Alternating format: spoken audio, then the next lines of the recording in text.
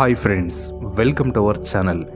ಮನುಷ್ಯ ಸತ್ತ ನಂತರ ಏನಾಗುತ್ತದೆ ಎಂದರೆ ಹೃದಯದ ಬಡಿತ ನಿಂತು ಹೋಗುತ್ತದೆ, ರಕ್ತದ ಚಲನೆ ನಿಂತು ಹೋಗುತ್ತದೆ, ದೇಹದ ಒಳಗೆ ಆಮ್ಲಜನಕ ಹೋಗುವುದಿಲ್ಲ, ಮೆದುಳಿನ ಕಾರ್ಯಗಳು ನಿಂತು ಹೋಗುತ್ತವೆ.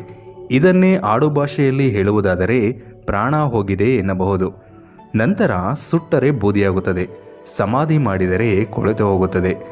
ಇನ್ನು ಸತ್ತ ನಂತರ ಆತ್ಮ ಎನ್ನುವುದು ತನ್ನ ಕರ್ಮ ಫಲಗಳನ್ನು ಅನುಭವಿಸಲು ಸ್ವರ್ಗ ಇಲ್ಲ ನರಕಕ್ಕೆ ಹೋಗುತ್ತದೆ ಎನ್ನುತ್ತಾರೆ. ಇನ್ನು ಬಯಕೆಗಳು ಈಡೇರದ ಆತ್ಮ ಭೂಮಿಯ ಮೇಲೆ ಇರುತ್ತದೆ ಎಂದು ಹೇಳುತ್ತಾರೆ.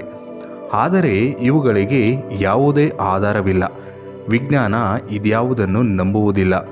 ವಿಜ್ಞಾನದ ಪ್ರಕಾರ ಸತ್ತ ನಂತರ ಮಾನವನ ದೇಹದಲ್ಲಾಗುವ ಬದಲಾವಣೆಗಳೇನು, ಈ ವಿಷಯಗಳನ್ನು ತಿಳಿಯಬೇಕೆನ್ನುವ ಕುತೂಹಲ ತುಂಬ ಜನರಲ್ಲಿ ಇರಬಹುದು.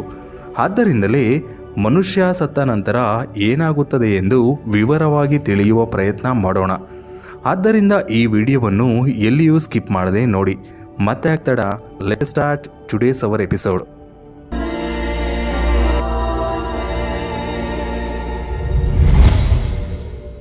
ನಾವು ಸತ್ತ ನಂತರ ನಮ್ಮ ಶರೀರ ಎನ್ನುವುದು ಕೊಳೆತು ಹೋಗಲು ಪ್ರಾರಂಭವಾಗುತ್ತದೆ.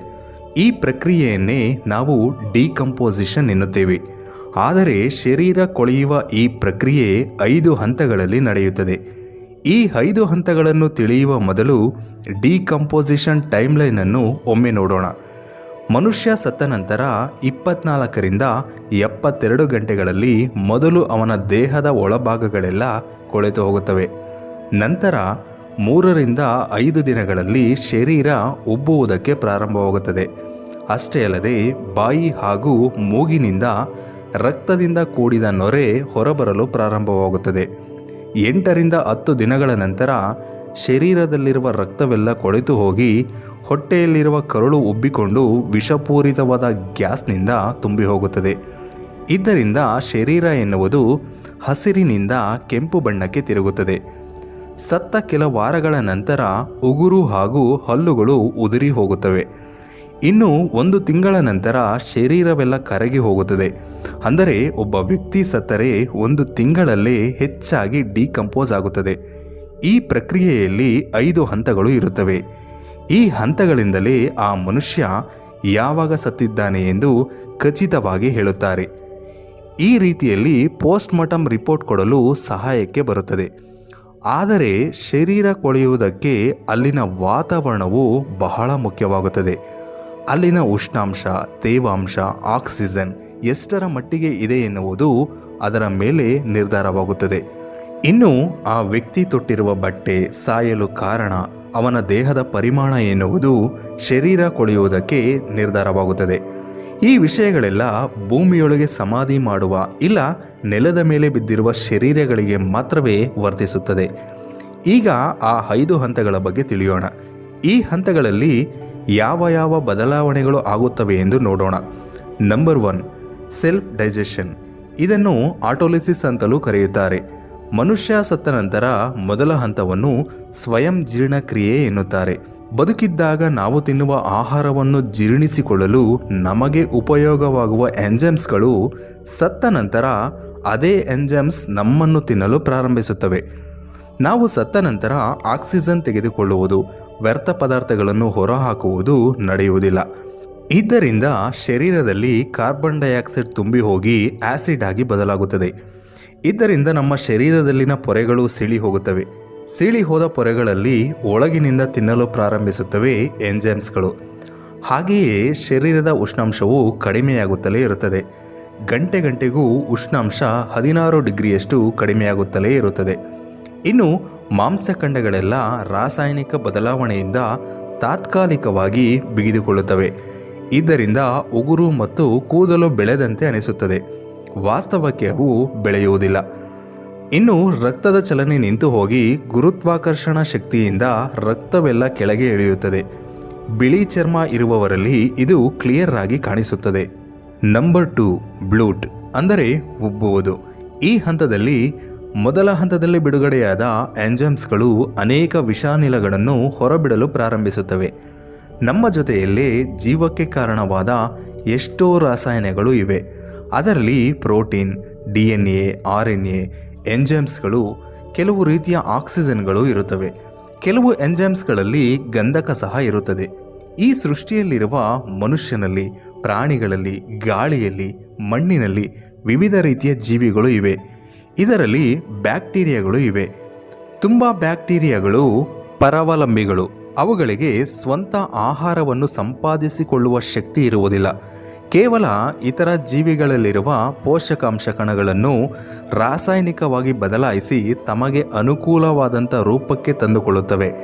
ಈ ರೀತಿಯ ಬ್ಯಾಕ್ಟೀರಿಯಾಗಳು ಮೃತದೇಹದ ಮೇಲೆ ದಾಳಿ ಮಾಡಿದಾಗ ಶರೀರದಲ್ಲಿರುವ ರಾಸಾಯನಿಕಗಳನ್ನು ತಮಗೆ ಬೇಕಾದ ರೀತಿಯಲ್ಲಿ ಬದಲಾಯಿಸಿಕೊಳ್ಳುವ ಕ್ರಮದಲ್ಲಿ ದುರ್ಗಂಧ ಬಿಡುವ ಗಂಧಕ ಪದಾರ್ಥಗಳು, ಫಾಸ್ಫರಸ್ ಪದಾರ್ಥಗಳು ಬಿಡುಗಡೆಯಾಗುತ್ತವೆ. ಈ ಕಾರಣದಿಂದಲೇ ಮೃತದೇಹ ಅಷ್ಟು ದುರ್ಗಂಧ ವಾಸನೆ ಭರಿತವಾಗಿರುತ್ತದೆ. ನಮ್ಮ ಪ್ರಾಣವಿರುವವರೆಗೂ ಈ ಬ್ಯಾಕ್ಟೀರಿಯಾ ದಾಳಿಯನ್ನು ಎದುರಿಸಲು ಒಂದು ರೀತಿಯ ರಕ್ಷಣಾ ವ್ಯವಸ್ಥೆ ಇರುತ್ತದೆ. ಅದೇ ಮರಣದ ನಂತರ ಈ ರಕ್ಷಣಾ ವ್ಯವಸ್ಥೆ ಇರುವುದಿಲ್ಲ. ಇದರಿಂದಲೇ ಬ್ಯಾಕ್ಟೀರಿಯಾ ಆಟಗಳಿಗೆ ಭಯಭಕ್ತಿ ಇಲ್ಲದಂತೆ ಇರುತ್ತದೆ. ಮನುಷ್ಯ ಸತ್ತ ನಂತರ ವಾಸನೆ ಬರಲು ಕಾರಣವೂ ಇದೆ. ಹೀಗೆ ಬಿಡುಗಡೆಯಾದ ಕೆಟ್ಟ ಆಕ್ಸಿಜನ್ ಕಾರಣದಿಂದ ಶರೀರವೆಲ್ಲ ಉಬ್ಬಿದ ರೀತಿ ಕಾಣಿಸುತ್ತದೆ. ಅಷ್ಟೇ ಅಲ್ಲದೆ ಜೀರ್ಣಾಂಗ ವ್ಯವಸ್ಥೆ, ಕರುಳು ಎಲ್ಲವೂ ಕೊಳೆತು ಹೋಗುವುದರಿಂದ ಎಷ್ಟೋ ರೀತಿಯ ದುರ್ಗಂಧ ದ್ರವ್ಯಗಳು ಬಿಡುಗಡೆಯಾಗಿರುತ್ತವೆ. ಹೊಟ್ಟೆ ತುಂಬಿದಂತಾಗಿ ಮೂಗು ಬಾಯಿಯಿಂದ ಹೊರಗೆ ಬರಲು ಪ್ರಾರಂಭವಾಗುತ್ತದೆ. ಈ ಕಾರಣದಿಂದ 2ನೇ ಹಂತದಲ್ಲಿ ಕೆಟ್ಟ ವಾಸನೆ ಬರುವುದಕ್ಕೆ ಶರೀರವೆಲ್ಲ ಉಬ್ಬುತ್ತದೆ. Number 3, active decay. ಈ ಹಂತದಲ್ಲಿ ನಮ್ಮ ಶರೀರದಲ್ಲಿರುವ ಕಣಜಗಳನ್ನು ಧ್ರುವೀಕರಿಸಲು ಪ್ರಾರಂಭವಾಗುತ್ತದೆ. ಹಾಗೆಯೇ ಚರ್ಮ ಕಪ್ಪು ಬಣ್ಣಕ್ಕೆ ತಿರುಗುತ್ತದೆ. ಇನ್ನು ಈ ಹಂತದಲ್ಲಿ ಬ್ಲೋಫ್ಲೈಸ್ ಎನ್ನುವ ಕೀಟಗಳು ತಮ್ಮ ವಾಸನೆ ಗ್ರಹಿಸುವ ಗ್ರಂಥಿಗಳ ಸಹಾಯದಿಂದ ಡಿಕಂಪೋಸ್ಗೆ ರೆಡಿಯಾಗಿರುವ ಶರೀರಗಳನ್ನು ಗುರುತಿಸಿ ಆ ದೇಹದ ಮೇಲೆ ಬಂದು ಅದರಲ್ಲಿರುವ ಗಾಯಗಳಲ್ಲಿನ ರಂಧ್ರಗಳಲ್ಲಿ ಮೊಟ್ಟೆಗಳನ್ನು ಇಡುತ್ತವೆ. ಈ ಮೊಟ್ಟೆಗಳ ಪರಿಮಾಣವನ್ನು ಗಮನಿಸಿ ಪೋಸ್ಟ್ಮಾರ್ಟಮ್ ಮಾಡುವವರು ಮರಣದ ಸಮಯವನ್ನು ಅಂದಾಜಿಸುತ್ತಾರೆ.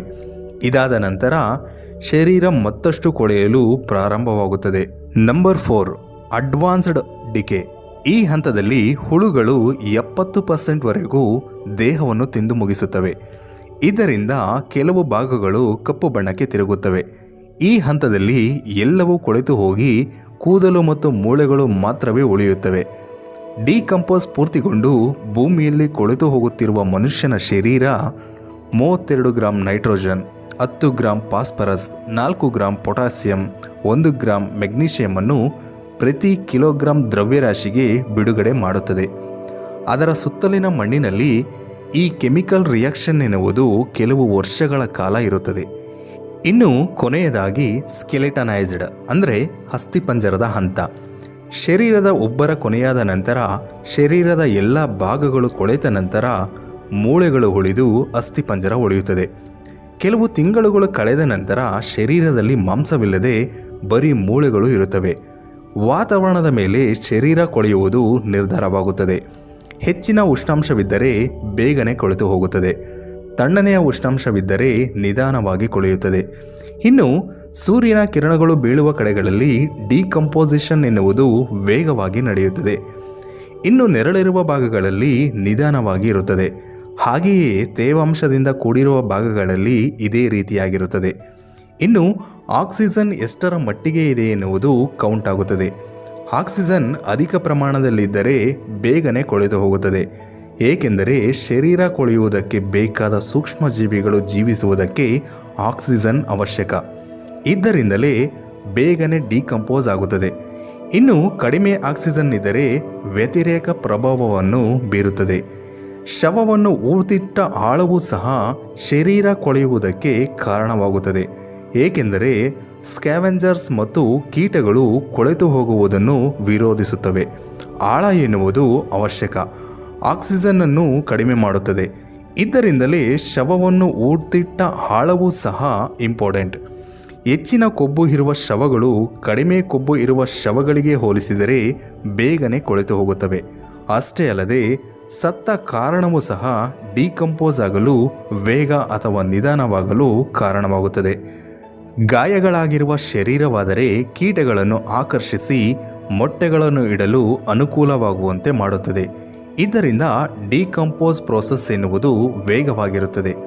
ಈ ರೀತಿಯಾಗಿ ಮನುಷ್ಯನ ಶರೀರ 4 ತಿಂಗಳುಗಳಲ್ಲೇ ಮಾಂಸದ ಮುದ್ದೆಯಿಂದ ಮೂಳೆಗಳ ಗೂಡಾಗಿ ಬದಲಾಗುತ್ತದೆ. ಮನುಷ್ಯ ಏನೆಲ್ಲ ಮಾಡಿದರೂ ಕೊನೆಗೆ ಉಳಿಯುವುದು ಇದೆ. ಫ್ರೆಂಡ್ಸ್, ಇದಿಷ್ಟು ಈ ವಿಡಿಯೋದ ಮಾಹಿತಿ. ಈ ವಿಡಿಯೋ ಬಗ್ಗೆ ನಿಮ್ಮ ಅನಿಸಿಕೆ ಅಭಿಪ್ರಾಯಗಳನ್ನು ಕಮೆಂಟ್ ಮೂಲಕ ತಿಳಿಸಿ.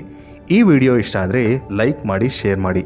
ನೀವಿನ್ನೂ ನಮ್ಮ ಚಾನಲ್ಗೆ ಸಬ್ಸ್ಕ್ರೈಬ್ ಆಗಿಲ್ಲ ಅಂದರೆ ಮರೀದೆ ಸಬ್ಸ್ಕ್ರೈಬ್ ಆಗಿ. ಪಕ್ಕದಲ್ಲಿರೋ ಬೆಲ್ ಐಕಾನ್ ಕ್ಲಿಕ್ ಮಾಡಿ.